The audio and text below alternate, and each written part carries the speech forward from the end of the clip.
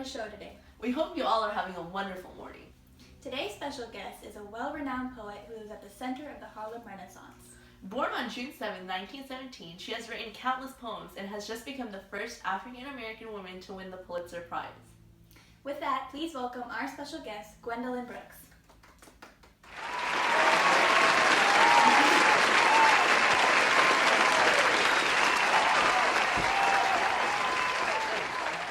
Thank you for coming on to our show today, Gwendolyn.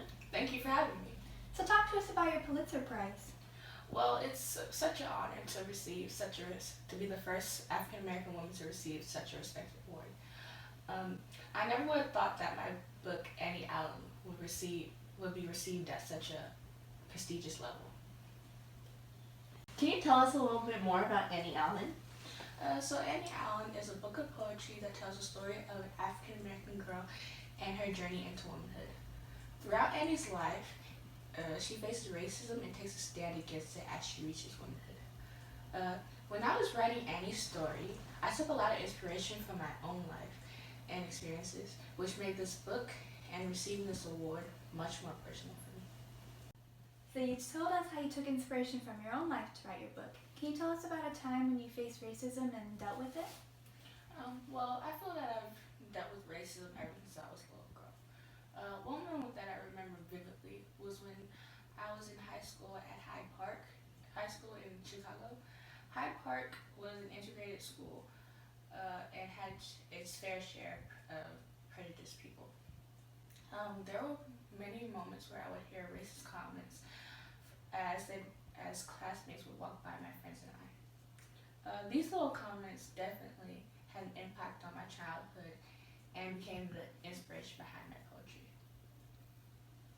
Can we get a round of applause, everyone? So continue on the topic of poetry. When did you start developing your love for writing of poetry? Well, ever since I was a little girl, I loved reading and writing books. As a teenager, I began to discover poetry and fell in love. I started writing and publishing my poems in our local newspaper, the Chicago Defender, at the age of 16. From here, my love of poetry grew, and before I knew it, more and more people began reading my poems. With all this talk about poetry, it would be our honor if you would recite to us one of your favorite poems. I would love to. Are there any requests? Thank you, cameraman. How about this one? A Song in the Front Yard from your famous poem collection, The Street in Bronxville. I just love that one. It's so beautiful. I would love to recite. I want to go in the backyard now, and maybe down the alley, to where the charity children play. I want a good time today. They do some wonderful things. They have some wonderful fun. My mother steers, but I say it's fine. How they don't have to go in at quarter to 9. My mother, she tells me that Jody May will grow up to be a bad woman. That George will be taken to jail sooner or late. On account of last winter, he sold that gate. But I say it's fine, honest I do. And I'd like to be a bad woman too. And wear the brave stockings of night black lace and strut down the streets with paint on my face. Thank you for sharing that with us. That's absolutely beautiful, Gwendolyn. Thank you all so much. So moving off the topic of poetry, let's talk a little bit more about your family. I believe you just had your second child, correct? Yes, my husband Henry and I had just had our second child, Nora. Henry III is very excited to have a little sister, and we're all excited to grow our family. We're all glad to hear that, Gwendolyn. Let's take some questions from the audience that gave us before the show. That sounds great. All right then, can we get the questions, please? Thank you, cameraman. Gwendolyn, do you want to take the first pick?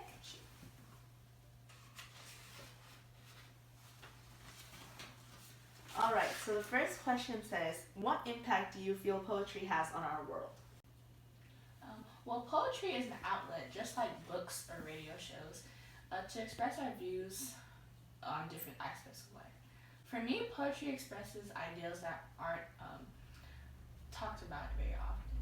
Poetry also gives people who want to express their thoughts but aren't as vocal as others a voice. What a beautiful answer, Gwendolyn. Let's move on to the next question. Divya, do you want to pick it? Gladly. Okay. So it says, how do you feel about being the face of the Harlem Renaissance? So I feel an immense sense of pride for being one of the many faces of the Harlem Renaissance. My goal is to use this platform bestowed upon me to inspire more and more African Americans to vocalize their opinions. I am also extremely proud of how the Harlem Renaissance has flourished over these past few years. A wonderful answer. I think we have time for another question. Kira, would you like to pick this one? Sure. So it says, can you explain what the Harlem Renaissance is? Of course, the Harlem Renaissance was a time where African American culture flourished in the United States during much of the Roaring '20s and onward. Many African Americans, like myself, expressed much of our culture through the arts, which includes poetry, music, and visual arts. I feel as if the Harlem Renaissance also gave African Americans a new identity in a time after constant discrimination of our people through much of the 1800s. However, that's not to say that we didn't receive discrimination. In fact, we might have received more of this during this time. I do believe, though, that it would influence many of our works during the period.